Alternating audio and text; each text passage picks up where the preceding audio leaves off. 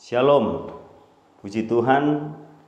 Saat ini kita sedang memperingati hari kenaikan Tuhan Yesus ke surga. Kita bangga bahwa ternyata kita memiliki Tuhan yang sekarang ada di dalam kerajaan sorga. Kita sedang menantikan Dia, menunggu Dia untuk Dia datang kembali menjemput saya dan saudara. Saudara yang kekasih dalam nama Tuhan Yesus, hari kenaikan ini adalah pekerjaan besar dalam 5 misi Tuhan Yesus Kristus ketika Dia datang ke bumi. Mulai dari Dia lahir, Dia mati, Dia bangkit, Dia naik, dan nantinya Dia akan datang. Dan itu sangat penting. Makanya di dalam kalender kita, kalender Masehi, semua tanggal merah kecuali hari kedatangannya, saudara, yang belum terjadi. Nah, kita, saudara, patut bersyukur karena ternyata kita memiliki Tuhan yang sudah pergi ke sana. Dan ternyata Alkitab mengatakan di dalam Yohanes pasal 3 ayatnya yang ke-13, tidak ada seorang pun yang naik ke sorga selain Dia yang turun dari sorga, yaitu Anak Manusia. Jadi berarti Yesus memang berasal dari sorga, sehingga Dia melakukan pekerjaan misi yang besar. Dia datang ke muka bumi ini, dan setelah Dia selesai dalam misinya itu, Dia kembali lagi ke tempatnya yang semula, yaitu di sorga. Nah, ketika Dia kembali ke sorga, Dia naik ke sorga, Dia di sana bukan tidak melakukan apa-apa. Dia di sana bukan hanya duduk-duduk saja, tetapi dikatakan setelah Yesus naik ke sorga, Dia terus bekerja untuk kebaikan saya dan saudara. Jadi kenaikan Yesus ke surga itu memiliki manfaat-manfaat yang sangat menguntungkan bagi kita yang percaya kepada Dia. Apa manfaatnya, saudara? Atau apa manfaat kenaikan Yesus ke surga? Yang pertama, itu Dia menjadi pembela bagi orang percaya. Dia menjadi pembela. Kalau dalam bahasa asli Alkitab, Dia berdoa syafaat. Dia menjadi perantara. Dia tawar-menawar dengan Tuhan. Dia menjadi pengacara, membela perkara-perkara orang-orang yang percaya kepadanya di hadapan Tuhan. Karena dikatakan di dalam kitab Wahyu, iblis itu setiap hari mendakwa kita di hadapan Bapa, tetapi Yesus ada di sana untuk menjadi pembela harap kita.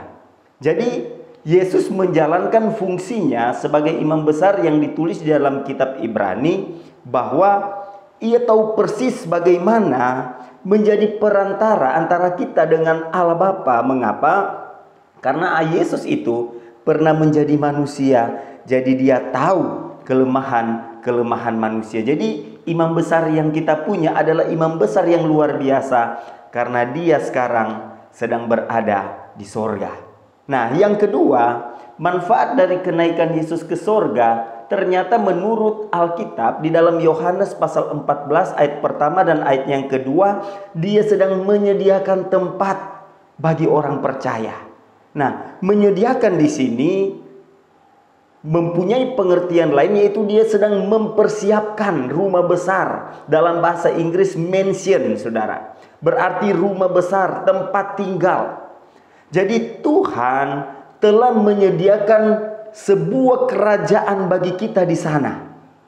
Tuhan sedang menyediakan suatu tempat yang besar yang diperuntukkan bagi orang-orang yang percaya kepadanya.